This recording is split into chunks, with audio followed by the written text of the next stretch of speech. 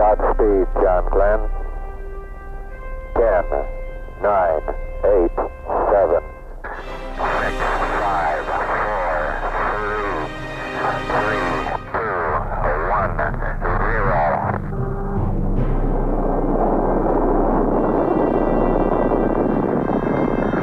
Roger, the clock is operating. We're underway. Feel loud and clear. Almost 60 years after John Glenn became the first U.S. astronaut launched into orbit, the NASA space program achieved another important milestone. 3, 2, 1, 0. Ignition. Liftoff of the Falcon 9 and Crew Dragon. Go NASA, go SpaceX. Godspeed, Bob and Doug. The successful launch of the Demo 2 mission was not only a historical achievement for NASA and the Elon Musk-led SpaceX. If we are able to increase the rate of innovation, then life can become multiplanetary. This is the goal we should strive for. But it was a significant milestone for the future of commercial space travel. Investor's Business Daily senior reporter Gillian explains why the launch was so important for the industry. The Demo 2 mission was really good for space investors as it helped establish that the commercial business model in space can work. NASA doesn't want to be the owner and operator of the hardware. We also don't want to be the only customer. We want SpaceX and others to go get customers that are not us. Though SpaceX is the first commercial company to successfully send NASA astronauts into orbit, many familiar names are working to make space travel more efficient and accessible for consumers.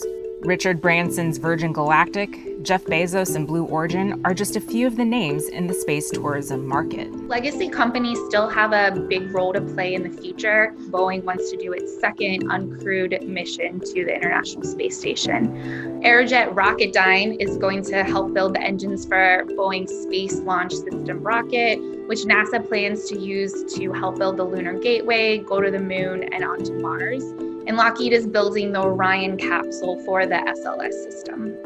Not only does the success of the SpaceX-NASA collaboration prove space travel as a business model can work, but ProcureAM CEO Andrew Chanin says it could lead to more innovation in products we already use. Things like 5G, machine learning and big data, connected devices and Internet of Things, cloud computing, and even blockchain are more and more becoming reliant on space. So if you look for commonalities among all these industries, but right now and in the immediate future, it seems like broadband internet and the transmission of data, even for one person on Earth to another person on Earth, is kind of the big driver financially as far as how the space economy has been growing. He adds that technological advances like reusable rockets and lighter, more compact satellites could also reshape the industry.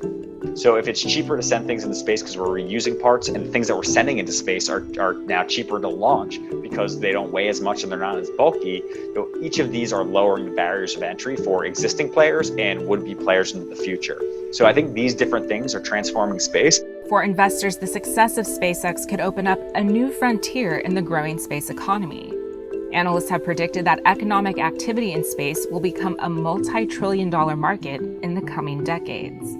When you think about what it actually takes to sustain life in outer space, on the moon, on Mars, Elon Musk is hoping to do in the future with SpaceX. There's so many things that need to be figured out. And I think manufacturing, I think healthcare, I think kind of the food and agriculture areas are ones that could be not only growth areas for outer space, but actually could also be growth areas where the roots are in outer space and actually brought back home. In addition to investing in individual companies, investors can look at themed-based holdings like the Procure Space ETF, which includes 30 publicly traded companies specializing in different areas, from rocket manufacturing to satellite technologies. By creating UFO, investors can get exposure to space at a relatively low cost and also have global diversification across companies. So I think there's probably other ways that people might be able to get exposure, but being able to get a diversified basket, I think, is a very interesting way to play the space industry.